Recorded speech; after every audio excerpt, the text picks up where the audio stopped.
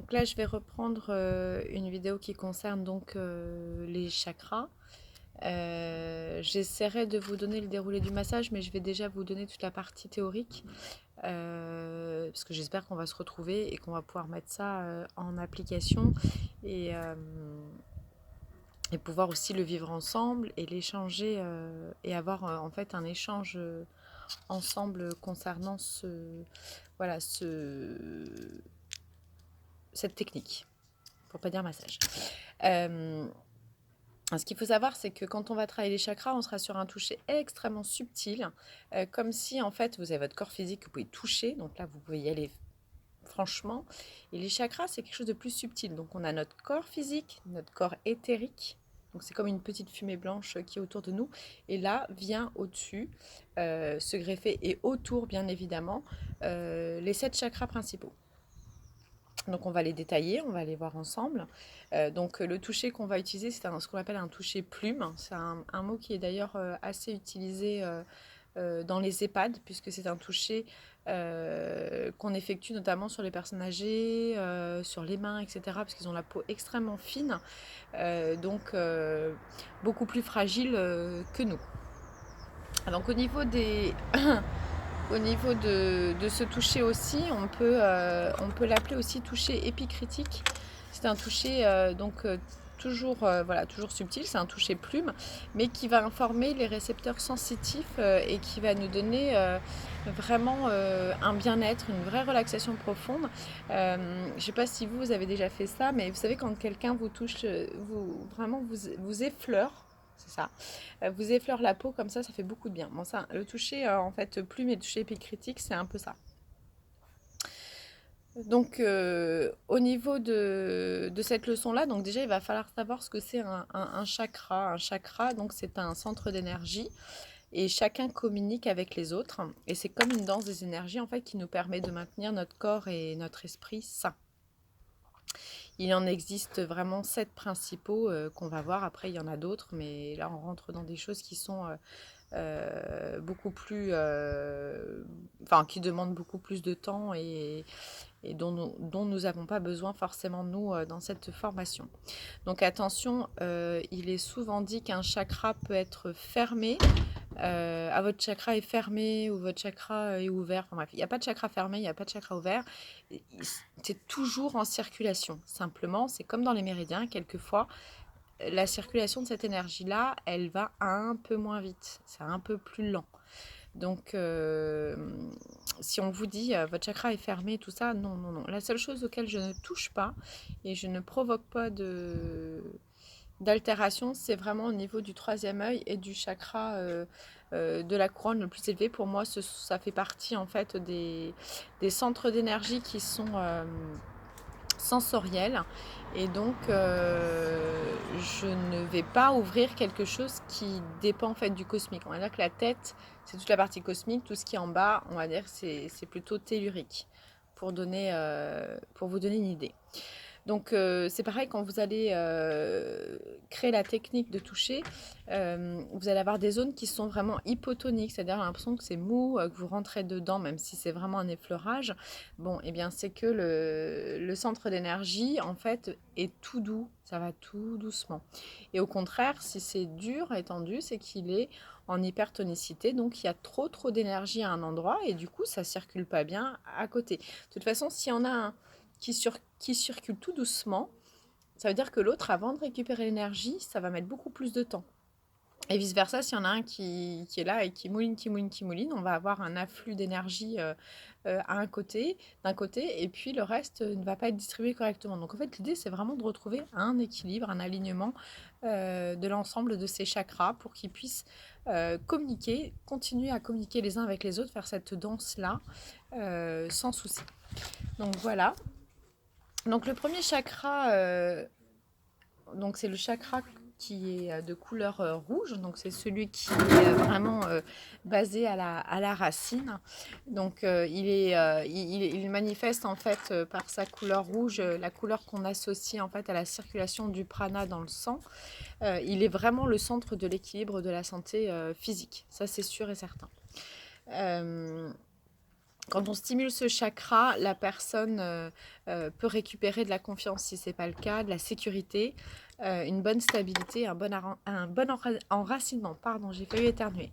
Ce que je vais vous dire par là, c'est que même vous, si vous travaillez en énergétique, etc., il faut vraiment veiller à bien être à la terre, bien être à ici et maintenant, justement, et de travailler aussi avec votre conscience attachée. C'est ce que je vous avais mis dans la vidéo de la loge bois, oui, à la fin, en disant qu'on doit toujours travailler avec notre conscience attachée, justement, pour éviter de partir dans tous les sens et d'en perdre notre énergie ou de la diffuser à droite, à gauche, et de ne pas pouvoir la récupérer pour nous. Ça, c'est extrêmement important. Donc ce premier chakra fait référence notamment à la pyramide de Maslow. Donc c'est vraiment déjà en premier lieu la base vraiment de la stabilité, c'est nos besoins physiologiques. Manger, boire, dormir, respirer.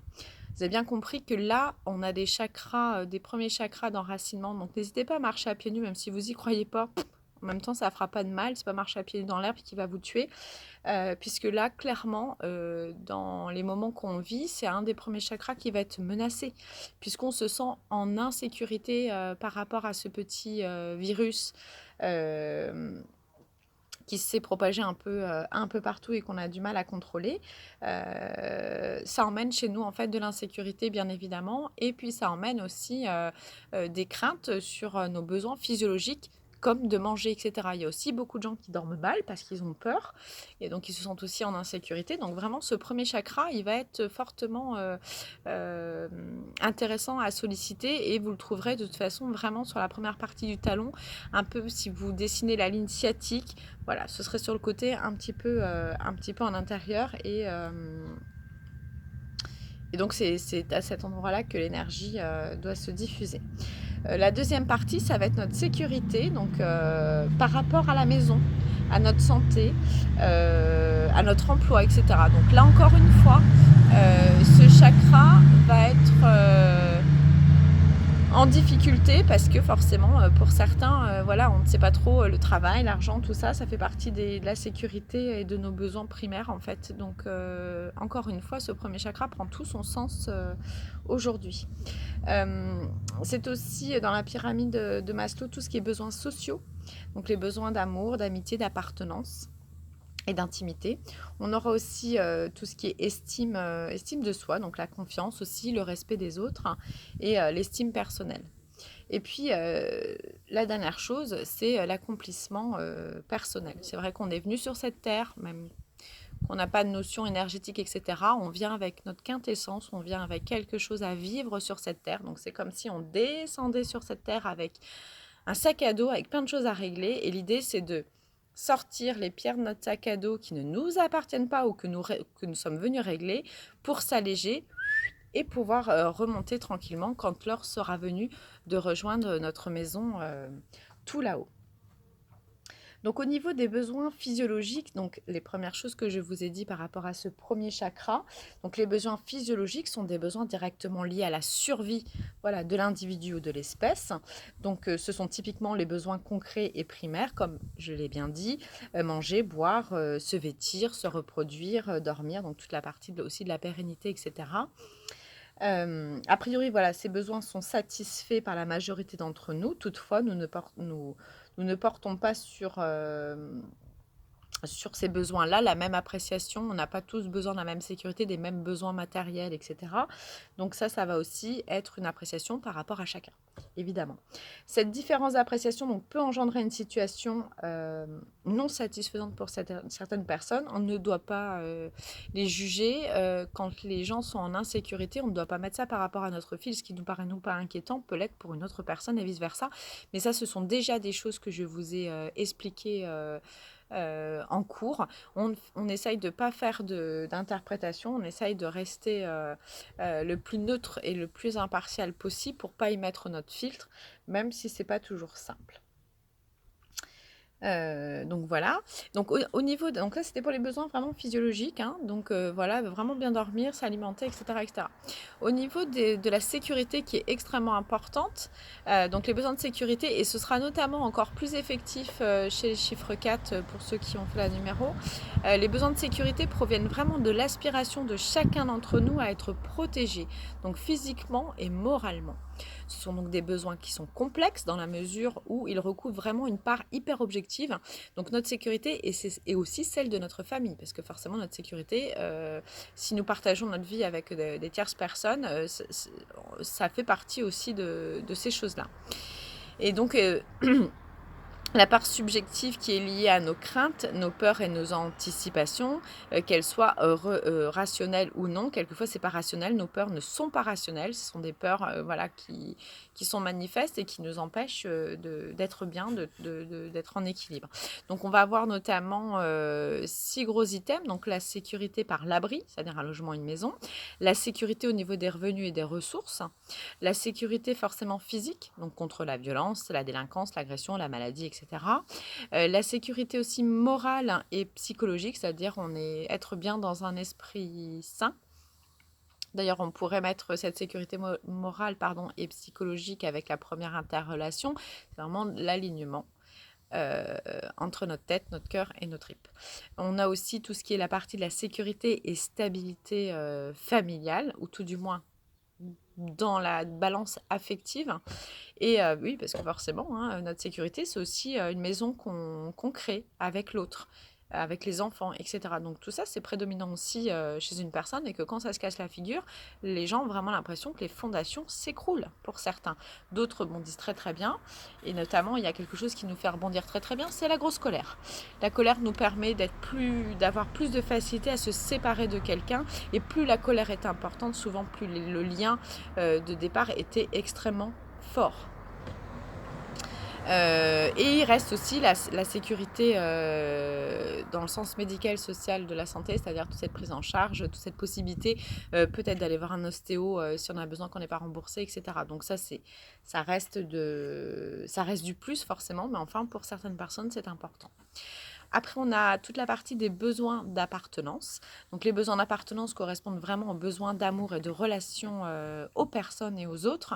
C'est très actif aussi dans cette société où les réseaux sociaux, les jeunes, nos jeunes, avec les TikTok et tout ce qui se passe, si t'as pas liké, si t'as pas mis un pouce, si t'as pas répondu, enfin bref, ils le prennent vraiment directement comme une atteinte d'un manque d'appartenance à un groupe ou d'un rejet du groupe.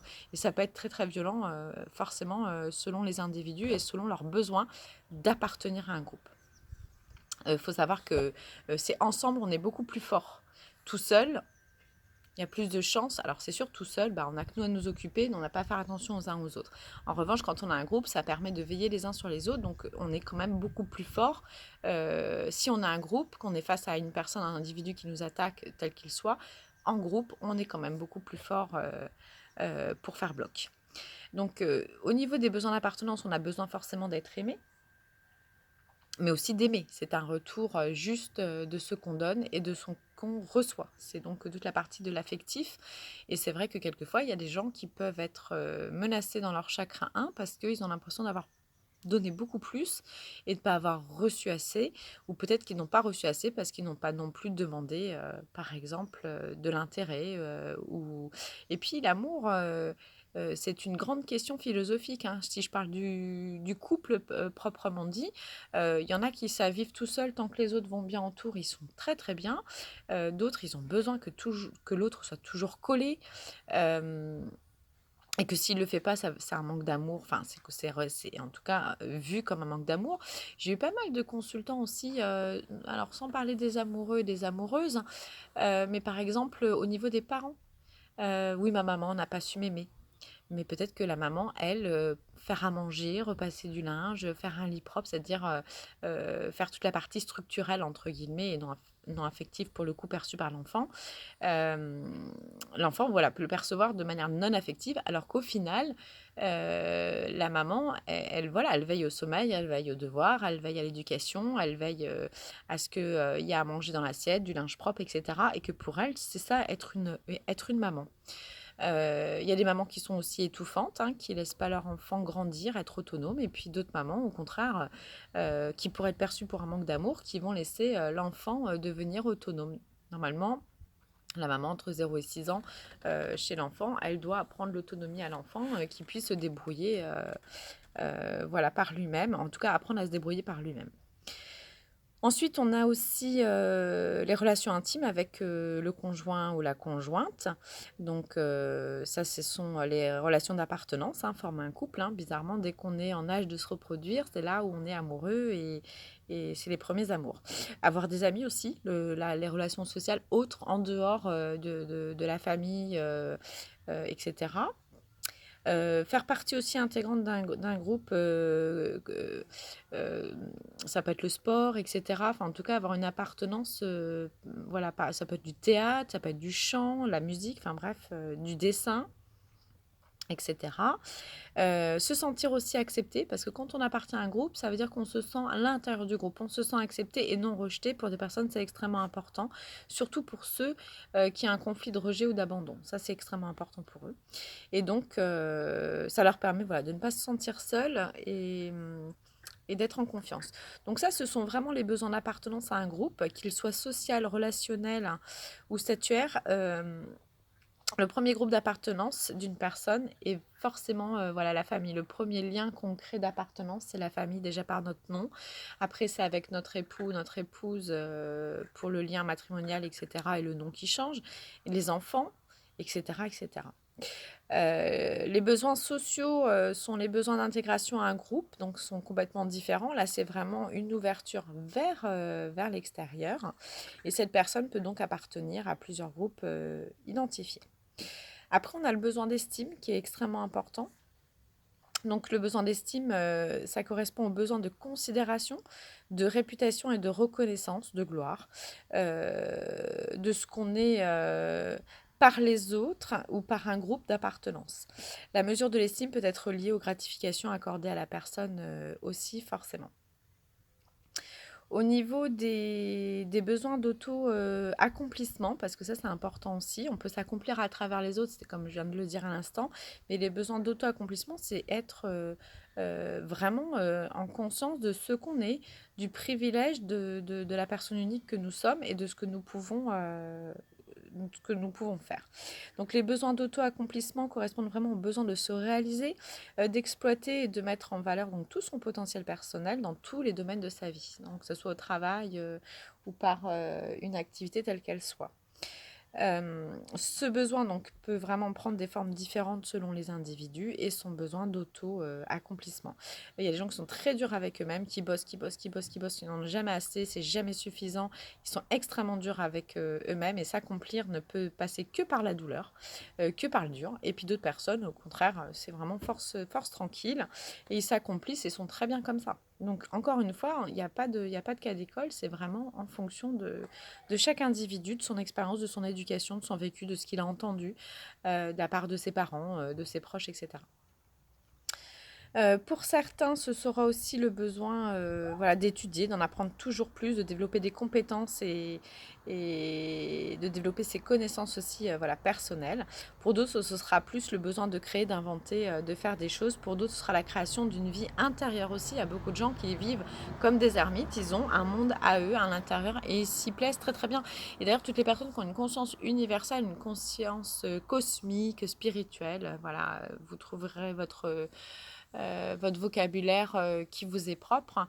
Ils vivent dans leur monde et quelquefois, ils arrivent à se couper d'une certaine façon, comme ça, des choses qui ne leur conviennent pas en se disant qu'au final, être à l'intérieur d'eux-mêmes, méditer, etc., se recentrer sur eux, c'est extrêmement important. Et c'est, je pense, tout ce qu'on est en train de faire un petit peu en ce moment, même si on n'avait pas pour habitude de méditer ou de se recentrer sur vraiment nos aspirations propres et sur nos vrais besoins, eh bien, je pense qu'il y a beaucoup de gens aujourd'hui qui vont s'y mettre. Donc c'est aussi le sentiment qu'a une personne de faire quelque chose de sa vie, c'est-à-dire quand il est utile, quand il s'auto-accomplit et qu'il est content de lui, et qu'il ait l'impression d'être utile à quelque chose, de servir le collectif en fait. Hein. Donc ça c'est important. Toutes les questions qu'on peut poser aussi aux consultants si on sentait que ce chakra est en difficulté, ou même si on n'est pas dans les chakras, qu'on est en réflexo ou autre, on peut le retrouver quand même comme ça. Voilà, est-ce que vous avez l'impression d'appartenir à un groupe? Alors même si vous ne posez pas la question comme ça, quand vous posez la question, est-ce qu'il fait du sport ou pas du sport? Est-ce qu'on fait partie de quelque chose? Bon bah voilà, il y a des fois des gens qui faisaient partie d'un groupe, et puis d'un seul coup, il n'y a plus rien. Ils perdent tout, ils sont complètement isolés, et c'est vraiment terrible pour eux. Est-ce qu'ils ont le sentiment aussi d'être en manque par rapport à quelque chose, sur le plan de la sécurité, sur le plan physiologique, pédagogique, etc. Est-ce qu'ils ont suffisamment d'estime d'eux-mêmes? Est-ce qu'ils arrivent à reconnaître une part d'eux qui est bonne, en fait, enfin, qui est valable selon eux? Euh, il est clair qu'un arbre ne peut grandir et se développer que si ses racines sont profondément ancrées dans la terre, où se trouve toute la partie de la nourriture dont il a besoin pour se développer. Si la racine était bonne, si dès le départ, on n'en a pas fait trop, mais on l'a rassuré sur son individualité, entre guillemets, qu'il était, même s'il était différent, c'était bien, etc. Il y aura plus de facilité pour cette personne de faire des choix, d'oser peut-être se tromper, de recommencer. Alors que si on n'a pas valorisé la personne à sa juste valeur, entre guillemets, si on n'a pas montré combien ses potentiels à lui étaient valables, eh bien, il se peut qu'il recherche toujours à en faire plus, à en faire plus, à en faire plus, jusqu'à s'épuiser pour essayer d'avoir de la reconnaissance. Alors que la reconnaissance, vraiment, l'autosatisfaction, c'est vraiment vis-à-vis de soi. Je suis contente de la personne que je suis. Au niveau des organes des sens, le premier sens qui est rattaché à ce chakra, c'est l'odorat. Alors, il fait partie forcément des sens. Euh, de façon plus archaïque, c'est vraiment l'odorat nous permet déjà de reconnaître notre appartenance. C'est-à-dire, quand un bébé est né, souvent il se niche, voilà, il se niche, il recherche l'odeur maternelle, l'odeur paternelle, enfin des choses qui lui font du bien et qui le rassurent. Mais c'est aussi un des moyens dont le corps dispose pour flairer un danger. Flairer un danger, ça peut être sur le plan beaucoup plus, comment je pourrais dire, enfin spirituel quoi. C'est pas forcément le sens sentir une odeur, c'est aussi le ressentir en termes sensitifs. Voilà. Donc au niveau des organes d'action, donc là où l'énergie s'actionne et s'active, hein, c'est au niveau de l'anus, qui est le siège qui permet aussi l'élimination. Euh, on peut avoir donc tous les problèmes de constipation peuvent être liés déjà à ce premier chakra, c'est assez intéressant de le voir. Et si on prend l'odorat, donc le nez qui fait partie de la respiration, avec l'anus, c'est pas trop con finalement. Quand on regarde la médecine chinoise, on retrouve vraiment dans la loge métal ces deux associations. Donc il faut comprendre aussi qu'une personne qui se sent soumise à une autre personne peut voir ce chakra aussi très très fatigué. Exemple, toutes les personnes qui sont sujets, par exemple, aux hémorroïdes, peuvent se sentir soumis ou ressentir finalement de l'intimidation devant de l'autorité. Et puis, ce qu'il faut savoir aussi, c'est que si on prend dans un plan très archaïque, les animaux entre guillemets, se sodomisent, c'est-à-dire se grimpent les uns sur les autres. C'est pour ça que souvent, quand vous voyez dans une meute de loups, de chiens, etc., celui qui a la queue baissée, c'est celui qui, déjà, il se met en soumission et il protège ses arrières.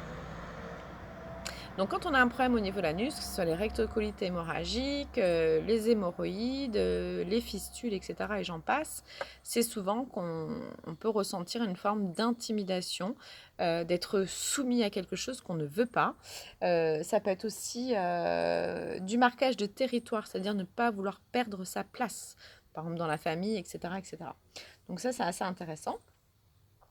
On peut aussi retrouver tous les problèmes de hanche, l'ouverture voilà, du bassin qui est vraiment lié à un traumatisme dû à la sexualité ou du moins à l'accouchement.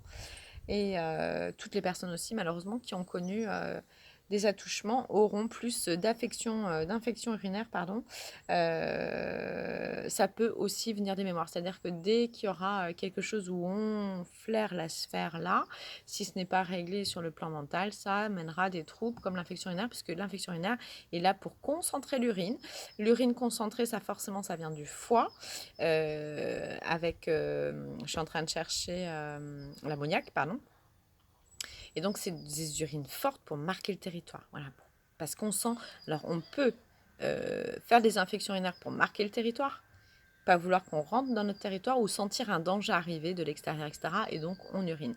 Beaucoup de femmes, quelquefois aussi, après des rapports sexuels, à condition qu'elles aient été urinées derrière, évidemment. Si ce n'est pas le cas, ça peut effectivement provoquer des infections urinaires. Mais si elles ont été urinées et qu'elles ont très très souvent, ou à chaque début de relation, des choses comme ça, des infections urinaires, c'est qu'elles veulent marquer le territoire sexuel. C'est-à-dire qu'elles ont tellement peur de perdre l'autre que du coup, pouf, derrière vient ça. Voilà, après, au niveau des habitudes du sommeil, une personne qui est forcément en sécurité dormira bien, correctement, etc. Si ce n'est pas le cas, son sommeil sera forcément perturbé puisque euh, la grande difficulté chez les gens non dormants, c'est vraiment ce sentiment d'insécurité, de ne pas pouvoir lâcher leur contrôle, de ne pas pouvoir se remettre en toute confiance au repos. Ou alors, ils ne pensent pas qu'ils ont droit au repos parce que, voilà, pour des tas de raisons dans l'éducation, etc. Au niveau de la glande endocrine qui est reliée à ce chakra, on a vraiment la médulle surrénale qui est celle qui nous permet de nous adapter en cas de gros stress, les fameuses surrénales. Donc c'est pareil, dites-vous bien que si on est stressé, les surrénales ne vont pas faire correctement leur travail, on sera exposé donc de manière plus forte au stress et donc on va changer notre physiologie interne et donc du coup ça pourra entraîner forcément des mécanismes de défense et des maladies physiologiques. Il y a un animal qui est assez symbolique au niveau de ce chakra. C'est peut-être pas intéressant, mais c'est vraiment pour le coup pour la culture. L'éléphant, c'est l'éléphant et l'éléphant a une bonne mémoire et c'est pareil, force confiance de cet animal va donner vraiment une personne qui va pouvoir se déplacer et bouger des montagnes. Au niveau de la période du développement, c'est vraiment ce chakra se développe fort, fort, fort pour les filles de la naissance à 6 ans et les garçons, c'est jusqu'à 7 ans. Au niveau du cycle 1 MTC pour les cycles 2, on va y relier à ce premier chakra toutes les peurs d'abandon, d'insécurité et évidemment le manque d'identité. Donc un enfant qui se développe sans de bons parents, et ça c'est que leur façon de penser, ça ne veut pas dire que les parents ne sont pas bons, c'est ce qu'ils ont ressenti, je préfère bien le souligner, pourra donc avoir des difficultés à se connaître, à savoir ce dont il a besoin, ses propres besoins, se valoriser, etc. Et aura tendance à être peut-être agressif vis-à-vis des autres. C'est-à-dire que dès que quelqu'un lui dira quelque chose, cette personne-là se sentira forcément menacée ou attaquée, juste parce que à chaque fois, c'est une personne qui a été dévalorisée, cassée. Donc, pour elle, la parole de l'autre, lorsque c'est quelque chose qu'on remet en place, la personne ne se sent pas quelque part considérée, aimée. Elle pense qu'on en a après elle, donc elle aura une façon très agressive voilà, de répondre aux autres. Et ça pourra entraîner forcément des tas de conflits différents.